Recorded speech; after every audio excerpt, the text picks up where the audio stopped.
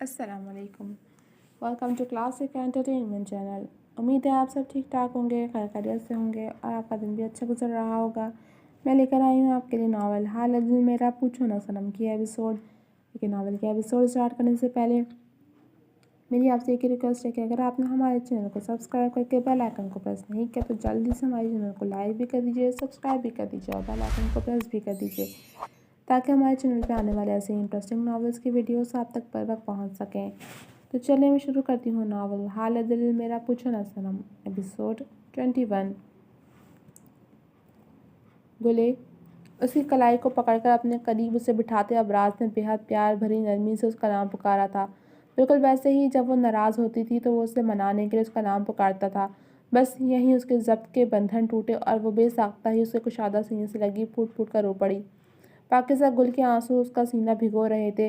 उसका एक हाथ अबराज के सीने पर धरा हुआ था तो दूसरा हाथ उसने उसकी कमर की जानिब से शर्ट दबोच रखी थी।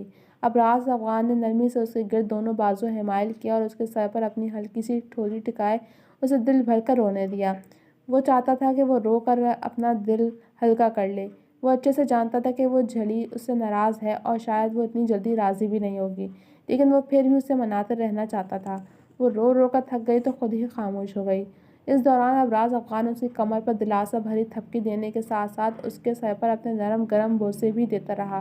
पाकिज़ा गुल के आंसू थमे तो वो अपनी जज्बाती रेले से पल में बाहर निकली। वो सितमगर के सीने पर सर रखे हुए अपना दिल हल्का कर रही थी। वो दिल जिस पर गहरे जख्म लगे थे और ये जख्म उसी सितमगर के दिए हुए थे। वो सूरत से उसके पास से उठकर लम्हे की भी देरी किए बिना वॉशरूम में घुस गई थी, जिसका डोर रूम के एंड पर था। सबकी के एहसास से उसका चेहरा सुर्ख पड़ चुका था, जबकि धड़कनें अपनी रफ्तार से दुगनी तेज तेज चलती संभलने का नाम नहीं ले रही थीं। दूसरी तरफ बाहर बैठे अबराज अफगान को उसका यूं दूर होना एक आंख नहीं भाया था, लेकिन अपने सीने पर महसूस होता ठंडा सा एहसास उसे शाद कर गया था।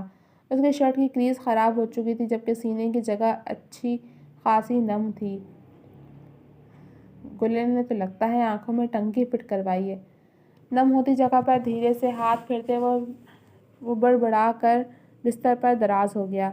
गुजरा लम्हा ख्वाब सा लग रहा था, लेकिन अपने वजूद से आती पाकिज़ा गुल की खुशबू और उसका लम्स महसूस करते उसके चेहरे पर आसूदा मुस्कान छलकी थी।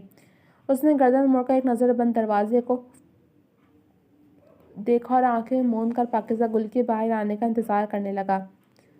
अपनी आंटी के निकलते ही वो खुद भी घर से निकल आई थी। एहसन से राब्ता ना होने की वजह से वो सब घबराई हुई थी। घर में रहने का कोई फ़ायदा नहीं था।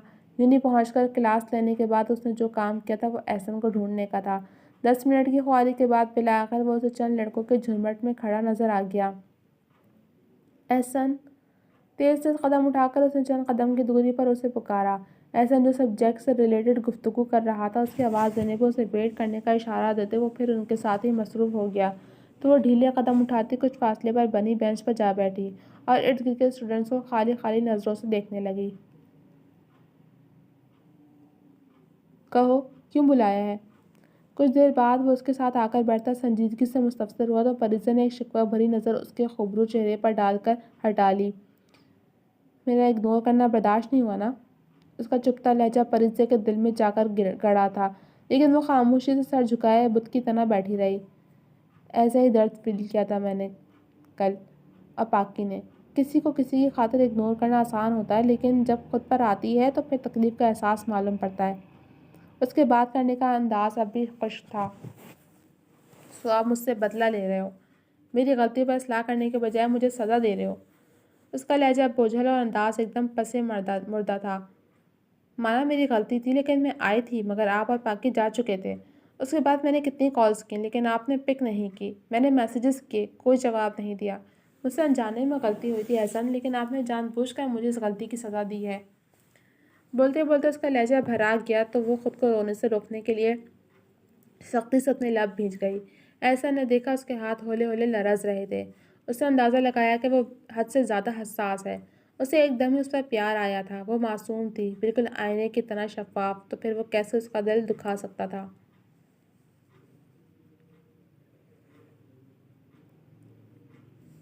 कान पकड़कर माफ़ी मांगूं तो माफ़ कर दोगी? बेचारगी से कहते उसने अपने हाथ बढ़ाकर परिजय के कान पकड़े तो वो एकदम उसके सीने से लगकर शिद्दत से रो पड़ी। اس کا وجود ہولے ہولے لرز رہا تھا۔ احسن نے نرمی سے اس کے گرد بازو حمائل کرتے اس کا سر چوما۔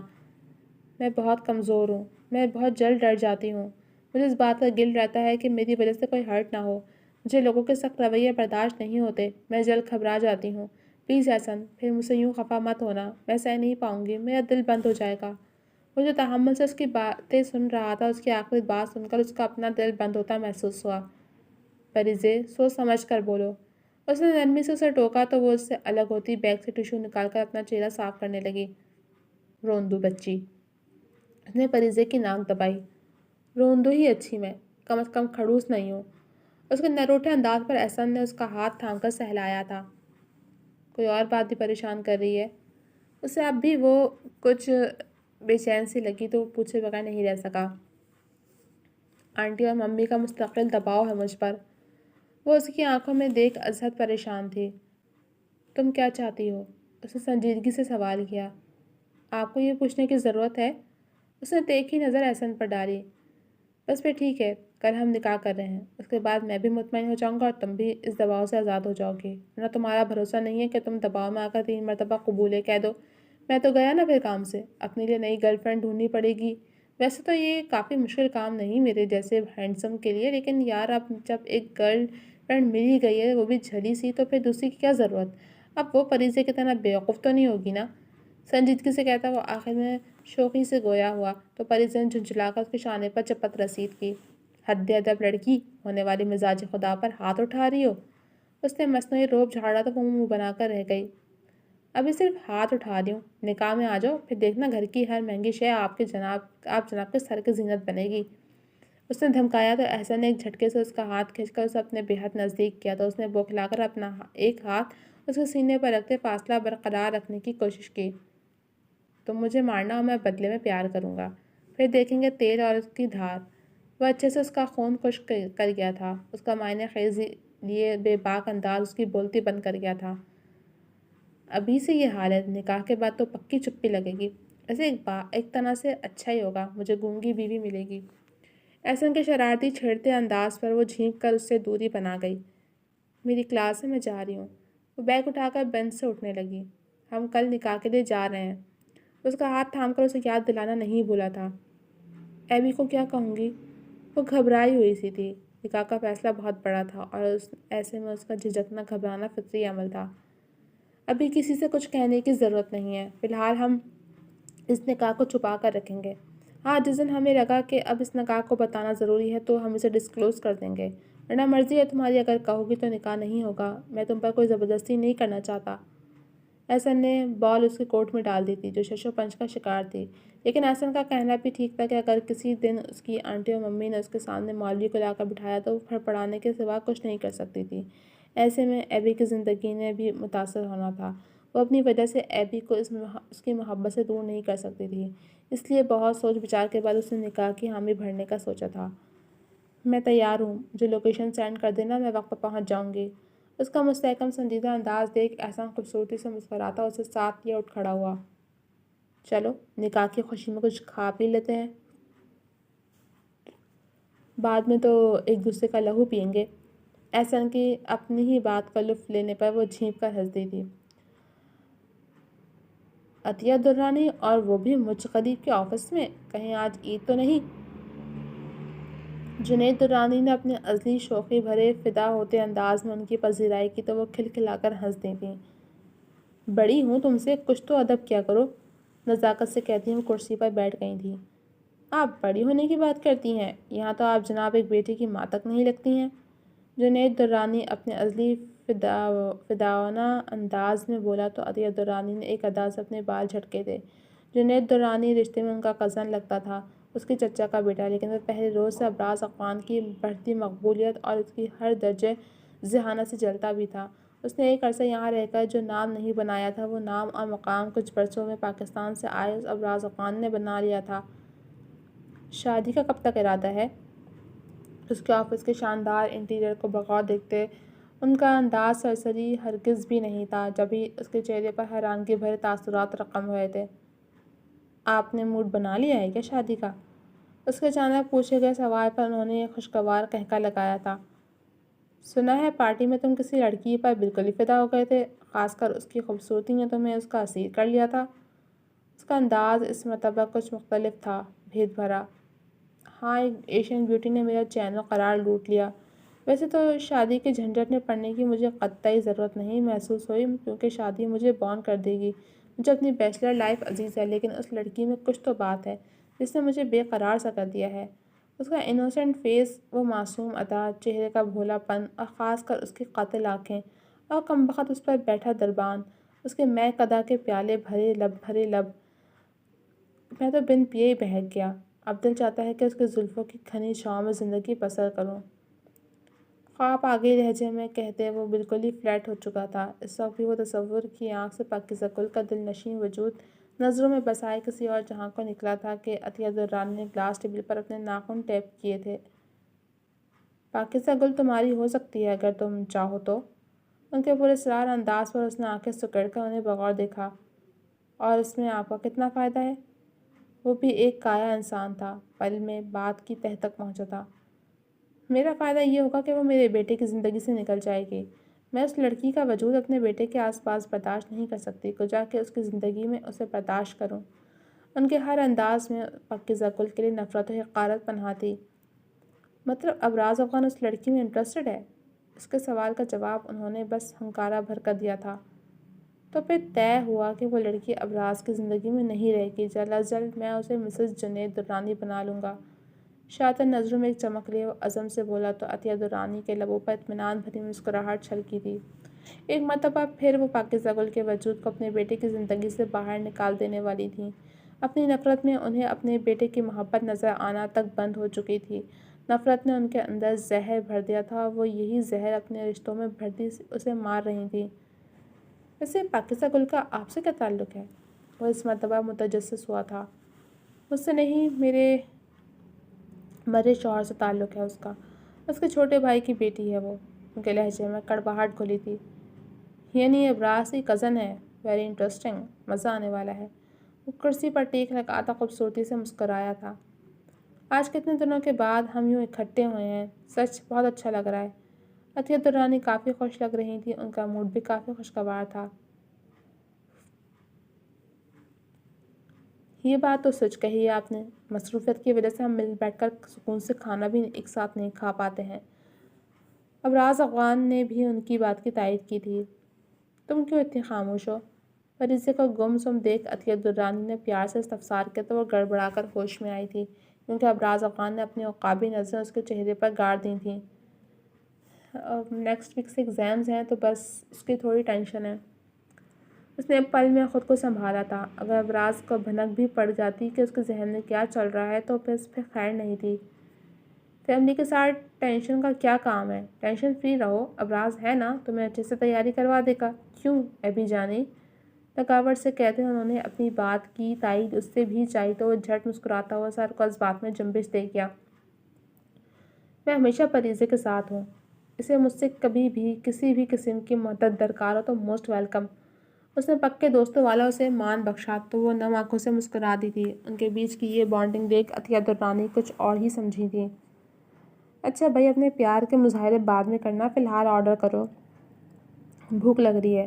ان کے بولنے کا مسرور انداز اور شروع کے الفاظ پر ان دونوں نے الجھ کر ایک دوسرے کو دیکھا۔ پھر ابراز شان اچکائے مینو کارڈ دیکھنے لگا تاکہ کھانا آرڈر کر سکے۔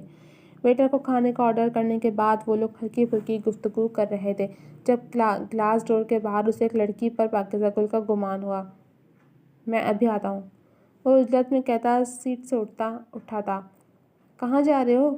عطیہ درانی نے فوراً ہی پوچھا، جبکہ اس کے عجلت بھرے انداز کو دیکھ فریضہ سمجھ چکی تھی کہ وہ کہاں اور کیوں جا رہا ہے۔ اپنی موم کے بعد اتنی بےتابی بس ایک ہی ہستی کے لیے وہ دکھا سکتا تھا۔ ایک دوست نظر آیا ہے، اسی سے مل کر آتا ہوں۔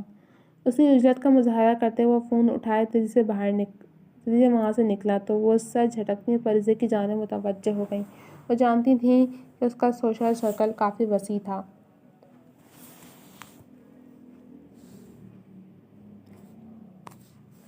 یہاں تو بڑی بے حیائی پھیلی ہے، تمہارے آغا جان نے تمہیں ان بے شرموں کے بیچ بھیج دیا ہے۔ داتی نے گویا اپنے گال ہی پیٹ ڈالے تھے۔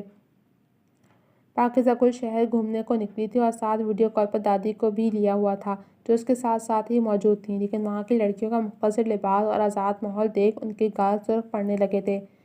एक तो आप हर चीज़ का इल्ज़ाम मेरे मासूम आगा जी पर ही क्यों डाल देती हैं? कानों में एयरपोर्ट लगाए वो कुछ खफा सी हो रही थी। चुप कर, आई बड़ी आगा जी की हिमायती।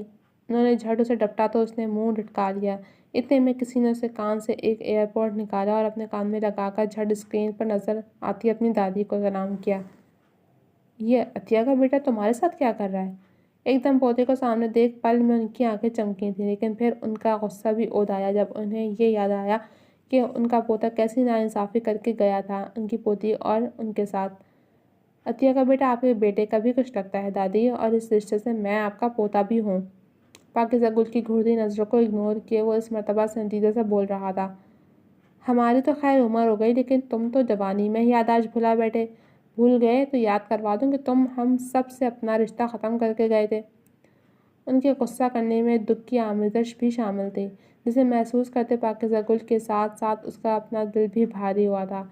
इस वक्त वो दोनों ही स्ट्रीट की वॉल से टेक लगाए एक साथ खड़े बेहद प्यारे लग रहे थे। पानी पर लाठी मारो तो भी पानी अलग नहीं होता। उसने नरमी से उन्हें जताया तो उनके चेहरे पर अफसरदा सी मुस्कान बिखरी थी। पानी को अलग करने के लिए रुकावट लगा दो तो पानी रुख तब्दील कर लेता है, फिर आगे बढ़ता पानी कभी पीछे नहीं मुड़ता है। उन्होंने भी उसे अच्छे से जताया था कि वो क्या कुछ खोकर आया है। वैसे तुम्हारी माँ ने तुम्हें पल्लू से नहीं बांधा जो मेरी पोती के पीछे पीछे घूम रहे हो? उनके गहरे तंज पर उसका चेहरा तंज सा गया था, जबकि पाकिज़ा गुल ने चेहरा मोड़कर उसके चेहरे की नागवारी नोट की थी। दादी प्लीज़, मैं अपनी माँ के लिए कोई गलत लफ्ज़ बर्दाश्त नहीं करूँगा। उसका अंदाज संजीदा कतई मगर नरम था। तो मत करो बर्दाश्त, मेरा बर्दाश्त तो हमारी ख़त्म हो गई है। अब बस मुझे इंतज़ार है कि मेरा अल्लाह कब चेहरों से पर्दे खींचेगा। लेकिन ये बात याद रखना, जिस दिन तुम्हें अपनी माँ का असल रूप नज़र आया उस दिन तुम्हारे पछतावे भी तुम्हारी शर्मिंदगी के दाग नहीं धो सकेंगे। अच्छा पाकिज़ा गुल, अल्लाह हाफिज़। अपना ख्याल रखना। मुझे तो पहले ही तुम्हारी बड़ी फ़िक्र थी और अब तो ये फ़िक्र दुगनी हो चुकी है। अच्छे से अपने पोते को झाड़ते आखिर में उन्होंने पाकी के लिए अपनी फ़िक्र ज़ाहिर करते अगले ही पल कॉल डिस्कनेक्ट कर दी थी। उनके यूं नाराज़ हो जाने पर अबराज का दिल उदास हुआ था, जबकि पाकिज़ा गुल ने तासुब भरे अंदाज में उसे देखा था। वो हर मर्तबा ही उन सब के दिल दुखाने की वजह बनता था। जी तो जनाब, अब तक के लिए सिर्फ इतना ही। कैसी लगी आपको ये एपिसोड? कमेंट सेक्शन में अपनी राय का इज़हार ज़रूर कीजिएगा। चल मिलेंगे आपसे अगले एपिसोड के साथ। तब तक के लिए इजाज़त दीजिए। अल्लाह हाफिज़।